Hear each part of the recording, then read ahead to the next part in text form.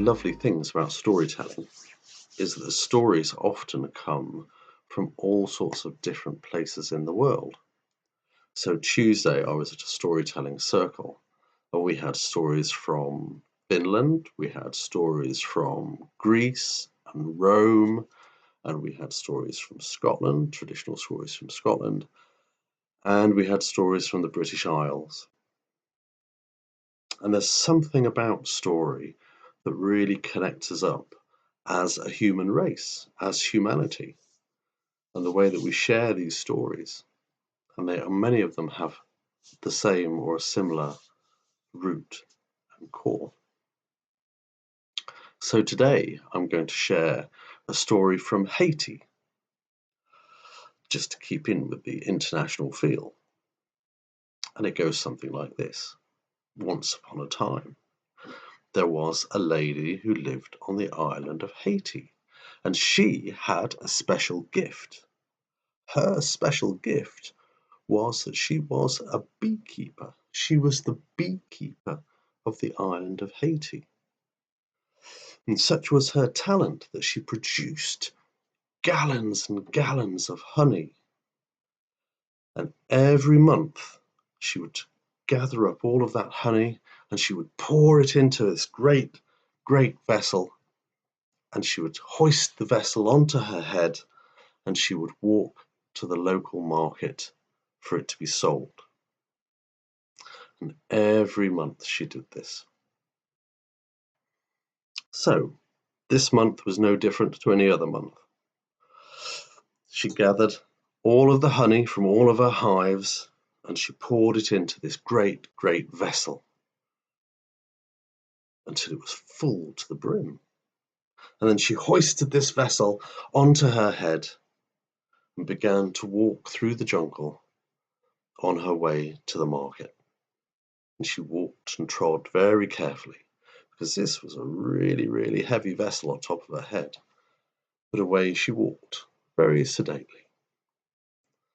And she walked the same path that she'd walked for years and years. She knew it so well. Her feet found the same footprints that they'd have found months and months and months.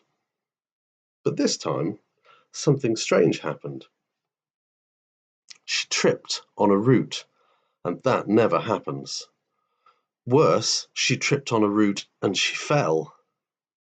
And even worse, she tripped on a root and she fell, and her vessel smashed into 1,000 pieces. And there was honey everywhere. Honey on the path, honey on the trees, honey on the twigs, honey on the leaves on the ground. There was honey everywhere. All of her honey was ruined. And the lady lay on the ground, stunned about what had just happened. The realization that a month's worth of produce was now scattered across the jungle. And the thought finally crossed her mind that actually she was going to have no money for that month. And she began to wail, "Oh, Papa God, Papa God, how can you give me so much misery? Papa God, Papa God, how can you give me so much misery? Oh, misery, oh, misery." And the lady got up and, still wailing about the misery of Papa God, she walked back to her small farm and her bees and her hives. And that should have been the end of the story, but it wasn't. Sat in a tree, watching this, was a little monkey. And the little monkey watched, and the little monkey watched, and the little monkey watched, and he watched the lady walk away. "This is a very strange thing," thought the monkey. "I wonder what's gone on." And he dropped down out of the tree onto the path and looked about. and he looked at all the sweet, gooey liquid that covered the trees and the leaves and the path. Thought the monkey. I wonder what this is. And he sat and he looked at it for a little while. And eventually he took his finger and he gathered a little bit up and gave it a smell. It smelled really nice. And so he took his finger and he put it in his mouth. And he tasted the sweet, sweet golden nectar. Oh, this was lovely. Well, the monkey was in heaven. And he went from twig to branch to leaf, and he licked up all of the honey that was covering the forest ground. And when he'd finished, he sat there on the forest floor, rubbing his tummy and thinking, well, that is just delicious. Do you know, I have never tasted such delicious misery in all my life. And I guess that's what it's called, because the lady said, Papa God, how did you give me so much misery? Misery is great. I love misery. And so the monkey sat there, and the monkey sat there, and he thought, how can I get a bit more misery? I need more misery in my life. And he thought, sucking the last of the honey off a twig that he'd found. He thought, the lady, she knows where to get misery. It's Papa God. So the monkey thought, I know, I'm going to visit Papa God and see if he'll give me a bit more misery. And so the monkey climbed to the highest tree, and he jumped from the highest tree onto a cloud. And then the cloud floated a little bit further up and up and up, and he jumped from cloud to cloud. And eventually he reached Papa God's house. And there was Papa God, as usual, out tending his garden. Very quietly tending his garden, and the monkey came and sat on Papa God's wall. Papa God looked up. Monkey!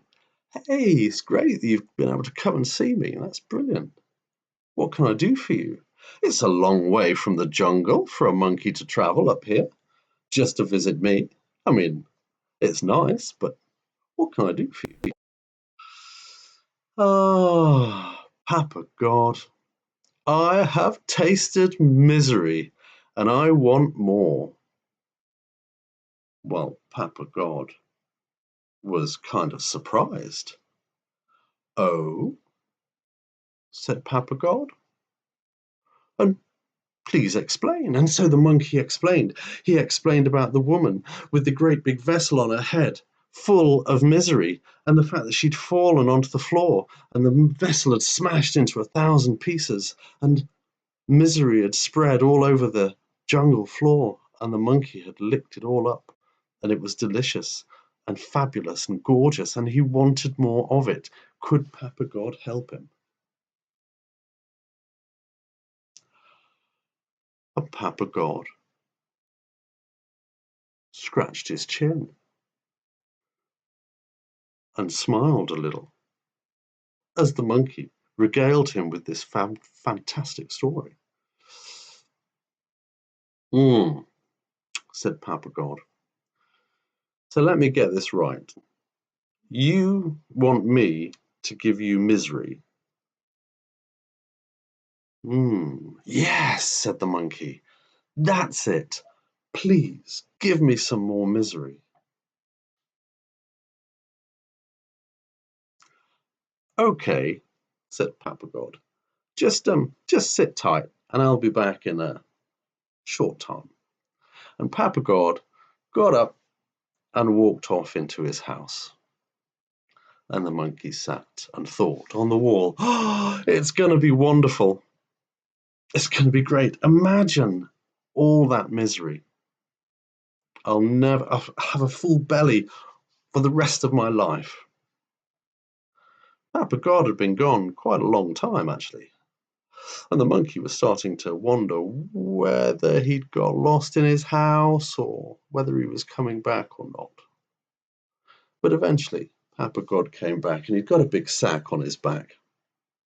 He came walking down the steps of his veranda back into his garden, and he said, "Right, monkey, here is a sack full of misery. Aha! And I want you to take this misery, and I want you to take it into the middle of the desert where there are no trees. You know the desert I mean." Yeah, said the monkey. "I know the desert you mean. And I want you to take this sack, and when you get into the middle of the desert, and then you can open it. And all the misery you can think of is there in the sack, and it'll be yours." Fantastic. The monkey thanked Papa God from the bottom of his heart and took the sack, threw it on his back, and started jumping down from cloud to cloud, getting back to the earth. And when he got back to the earth, he made his way, as carefully as he could, to the desert where there are no trees.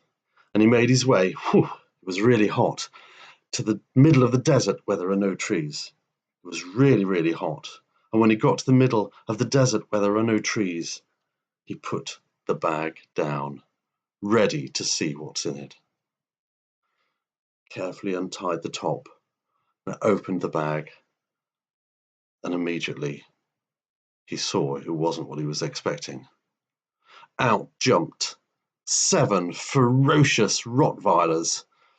He could smell their breath, snarling and angry and hungry, and they took one look at the monkey and thought, "Lunch, great."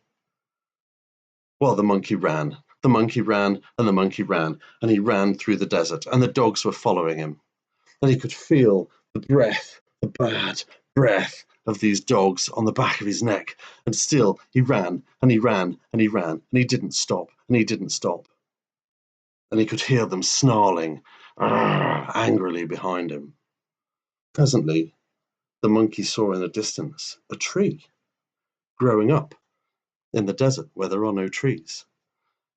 And he ran towards the tree, and he scuttled straight up to the top, and the dogs circled the bottom of the tree, snarling. And the monkey got to the top of the tree, panting. He thought his heart was going to burst from his chest, and he clung to the top of the uppermost branches of the tree. As dusk approached, the dogs gave up and left. And the monkey, once he'd decided that the dogs had gone, climbed carefully down from the tree and headed back to the jungle. Now, you must be wondering how a tree appeared in the desert where there are no trees. Who put it there? Well, it was Papa God. Because too much of anything is good for nothing, even for little monkeys. So, Papa God had given him a tree. And that's the end of the story. I hope you've enjoyed it. Have a lovely weekend.